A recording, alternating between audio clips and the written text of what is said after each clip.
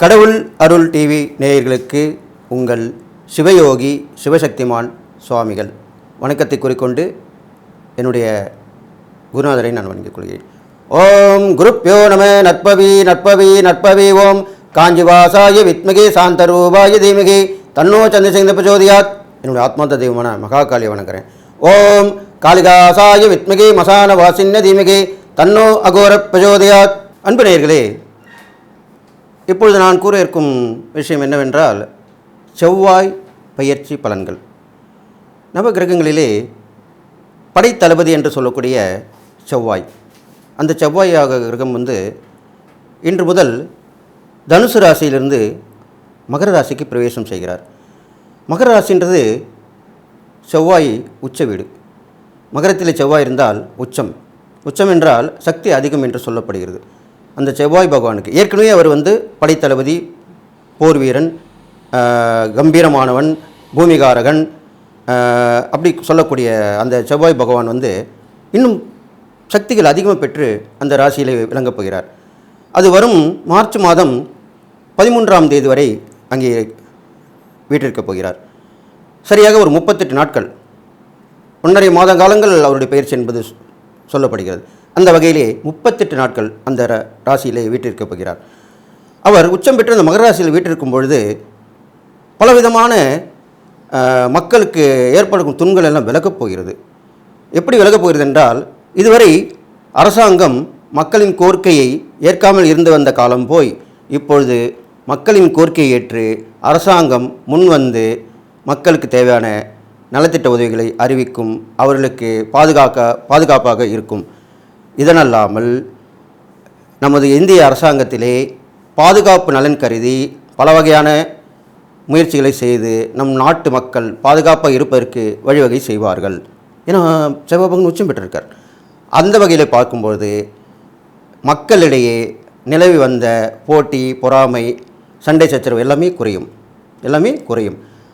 அதன் பிறகு பார்த்தீர்களானால் அந்த இந்திய நாட்டு அரசாங்கத்தின்படி பாதுகாப்பு நலன் கருதி நிறைய விஷயங்கள் தேவையான, இப்போது போர் வந்தால் என்ன செய்யலாம், முன்னெச்சரிக்கை நடவடிக்கை கண்டிப்பாக எடுப்பார்கள். அதனுடைய பலன் இப்போது நடக்கப் போகிறது. இதுவுமல்லாமல் செவ்வாய் பகவான் பூமிகாரகன் என்பதினால் பூமியிலே விளையக்கூடிய தானியங்கள் நன்றாக வளர்ச்சி பெறும். அந்த தானியங்கள் வளர்ச்சி அபரிதமாக இருக்கும். காய்கறிகள் நிறைய விவசாயத்தால் வளர்ச்சி ஏற்படும். விலைவாசிகள் சற்றே குறைய ஆரம்பிக்கும். விலைவாசி கொஞ்சம் நல்லது தானே, மக்களுக்கு நல்லது தானே. அதனால் அந்த செவ்வாய் பகவான் மகராசியில் இருக்கும்பொழுது இந்த மாதிரி நற்பலன்கள் நடக்கும். நற்பலன்கள் மட்டும் நடக்காமல் சில கெட்ட பலன்களும் நடக்க இருக்கிறது. அது எப்படி என்னவென்றால், நன்றாக கேட்டுங்க. ஒரு வாக்குவாதம் ஏற்பட்டால் அதை விட்டுவிட வேண்டும். வீட்டிலிருந்து ஆரம்பிப்போம். வீட்டில் வாக்குவாதம் ஏற்பட்டால் அதை விட்டுவிட வேண்டும். ஏன்னா செவ்வாய் உச்சம் பெற்று மகராசி இருப்பதால் அது விளைவு விபரீதமாகும். சண்டையில் போய் முடியும். வாக்குவாதங்கள் சண்டையில் போய் முடியும். இது வீட்டுக்கும் சரி, நாட்டுக்கும் சரி. வீட்டில் இருப்பவங்களும் வாக்குவாதத்தை தவிர்த்துக்கணும். பொது மக்களும் வெளியில் போயிட்டு வரும்போது எந்த ஒரு சண்டை வந்தாலும் அதை நிவர்த்தி பண்ணி சாதாரணமாக நினச்சிட்டு வந்துடணும். அது பெருசு பண்ணக்கூடாது. அரசாங்கமும் பெருசு பண்ணக்கூடாது. அரசியல்வாதிகளும் பெருசு பண்ணக்கூடாது. கலைஞர்களும் பெருசு பண்ணக்கூடாது. முக்கியமான நபர்களாக விளங்கக்கூடிய விஐபி இருக்காங்க இல்லையா, அவங்களும் இந்த காலத்திலே வரக்கூடிய வாக்குவாதத்தில் ஏற்படக்கூடிய விஷயங்களை திசை திருப்பி விட்டணும். நம்ம வேலை உண்டுன்னு பார்த்துன்னு போகணும். இந்த காதில் வாங்கி அந்த காதில் விட்டுன்னு சொல்லுவாங்க இல்லையா, அந்த மாதிரி வரணும். இப்படி பண்ணிங்கனாங்கன்னா கண்டிப்பாக சண்டை சச்சரவு குறைந்து, பிரச்சனைகள் மறைந்து, சுபீட்சமாக நாட்டு மக்களும் எல்லோரும் இருப்பார்கள் என்று சொல்லி இப்போது இந்த செவ்வாய் பயிற்சி பலன்கள் இப்போது 12 ராசிகளுக்கும் உண்டான பலன்களை கூற இருக்கிறேன். மேசராசி நேயர்களே, இந்த செவ்வாய் பயிற்சி பலன்களை இப்போது உங்களுக்கு கூற இருக்கிறேன். உங்கள் ராசிக்கு 9இல் இருந்த செவ்வாய் பகவான் 10ஆம் இடத்துக்கு வந்திருக்கிறார். அதாவது தனுசு ராசியிலிருந்து மகர ராசிக்கு வந்திருக்கிறார். அந்த வகையில் பார்க்கும் பொழுது 10ஆம் இடத்து செவ்வாய் பலவிதமான நன்மைகளை தருவார். செவ்வாய் பகவான் உச்சம் பெற்று விளங்குகிறார். அதனால் நீங்கள் இழந்திருந்த வேலை மீண்டும் கிடைக்க வாய்ப்பு இருக்கிறது. நீங்கள் ஊதிய உயர்வும் உத்தியோக உயர்வும் பெற்று சிறந்து விளக்கப் போகிறீர்கள். தொழிலில் ஈடுபட்டவர்கள் அதனை விஸ்தரிப்பு செய்து நல்ல பலன்களை, லாபங்களை எடுக்கக்கூடியவர்களாக விளங்கப் போகிறார்கள். வியாபாரத்தில் இருப்பவர்கள் நல்ல சரியான விலைக்கு விற்று நல்ல லாபம் பார்க்க போகிறீர்கள். பூமி மூலம் சம்பாதிக்கிறவர்கள் நல்ல லாபங்களை சந்திக்க இருக்கிறீர்கள். தானியங்கள் வகை விவசாயிகள் மற்றற்ற மகிழ்ச்சி கொள்ளப் போகிறார்கள். இழந்ததை மீண்டும் கிடைக்கக்கூடிய வகையிலே இந்த செவ்வாய் பகவான் இந்த மேசராசிக்காரர்களுக்கு செய்ய இருக்கிறார். இதற்கப்புறம் பார்த்தீர்களானால் அந்த செவ்வாய் பகவான் உங்கள் ராசியிலிருந்து 1, 4, 5 இந்த 3 இடங்களையும் பார்வையிடுகிறார். அவருடைய பார்வை பலன். அப்பொழுது உங்களுடைய மேசராசியை அவர் பார்க்கிறார். ராசியாதிபதி ராசியை பார்ப்பது மிகவும் சிறந்ததாக சொல்லப்படுகிறது. அப்பொழுது நீங்கள் தன்னிகரலா தலைவனாக விளங்கப் போகிறீர்கள். ஒரு தலைமை தாங்கும் பதவி கண்டிப்பாக உங்களுக்கு வந்து சேரும். இந்த செவ்வாய் பயிற்சியால் மேசராசிக்கு எந்த வகையிலாவது ஒரு தலைவர் பதவி கண்டிப்பாக வரும். அதுவும் அல்லாமல் திட்டம் போட்டு வேலை செய்து அதன் மூலம் நன்மை அடைவீர்கள். பல்வேறு பராக்கிரமங்களை செய்து தங்களுடைய திறமையை வளர்த்துக் கொள்வீர்கள். தன்னம்பிக்கை மேலோங்கி நல்ல விஷயங்களை செய்து திறம்பட முடித்து பாராட்டு பெறுவீர்கள். இதெல்லாமே இந்த ராசியை பார்க்கலாம் நடக்கும். அடுத்ததாக பார்த்தீங்கன்னா உங்களுடைய ராசிக்கு 4ஆம் இடத்தை பார்க்குறார். 4ஆம் இடம்ன்றது வீடு, மனை, வாகனம், தாயார், கல்வி, உறவினர்கள், நண்பர்கள், இந்த வகையில் சொல்லக்கூடிய விஷயம். ஆரோக்கிய ஸ்தானம், சுகஸ்தானம் கூட சொல்லப்படுது. அப்பேற்பட்ட அந்த 4ஆம் இடத்தை பார்ப்பதினால் 4ஆம் இடத்துக்கு பார்வைப்படும் போது கொஞ்சம் நலிவு பெற்று தான் இருக்கும். உடம்பு வகையில் கொஞ்சம் நலிவு இருக்கும். மற்றபடி வீடு கட்ட முடியாதவர்கள் வீடு கட்டுவீர்கள். புது வீடு வாங்கி கிரகப்பிரவேசம் செய்வீர்கள். வண்டி வாங்குவீர்கள். கண்டிப்பாக வண்டி வாங்குவீர்கள். பழைய வண்டி இருந்தால் அதை போட்டுட்டு புது வண்டி வாங்குவீங்க. மனை வாங்கி போடுவீர்கள். இது முக்கியமான விஷயம். ஏன்னா பூமிகாரன்ற போது அந்த 4ஆம் இடத்த பூமிகாரன் பார்க்கும்போது பூமி லாபம்னு சொல்லப்படுது. அப்போது கண்டிப்பாக இடம் வாங்கி போடுவீங்க. இந்த குரூப்பில் விற்கிறாங்க பார்த்தீங்களா, நிறைய ரியல் எஸ்டேட்டில், அதில் கூட சேர்ந்து நீங்கள் வாங்கலாம். அந்த மாதிரி வாங்கி பலன் பெறுவீர்கள். இது இல்லாமல் 5ஆம் இடத்தையும் அந்த செவ்வாய் பகவான் பார்க்கிறார். 5ஆம் இடத்தை பார்க்கும்போது கொஞ்சம் சரியில்லாமல் தான் இருக்குது. எப்படின்னு சொன்னீங்கன்னாக்கா 5ஆம் இடம் புத்திரஸ்தானம், புத்திஸ்தானம். அப்போது செவ்வாய் வீரியக்காரகன், ஒரு கோபக்காரகன், ஒரு ஆக்ரோஷமானவன். அப்படி இருக்கும்போது உங்களுக்கு அந்த புத்தி சில நேரத்தில் தடுமாற்றங்கள் ஏற்படும். அப்பொழுது தியானம் என்ற வகையிலே நீங்கள் ஈடுபட்டு அதை சரி செய்து கொள்ளலாம். இதுவும் அல்லாமல் மக்கள் தொடர்பு கொஞ்சம் குறைவாகத்தான் இருக்கும். ஏனென்றால் செவ்வாயுடைய பார்வைப்படும் போது நல்லவர்கள் இருப்பார்கள், தீயவர்கள் விலகி விடுவார்கள். அப்படிப்பட்டு தான் நடக்க போகுது. அதுவும் நன்மை தான் நடக்க போகுது. உங்களுக்கு தீயவர்கள் அருகில் இருந்தால் உங்களுக்கு நல்ல விஷயங்கள் நடக்காது அல்லவா? நல்லவர்கள் இருக்கும்போது தான் கண்டிப்பாக நல்ல விஷயம் நடக்கும். அதன்படி உங்களுக்கு நல்ல வாய்ப்புகள் தேடி வரும். மக்கள் தொடர்பு ஏற்படும்.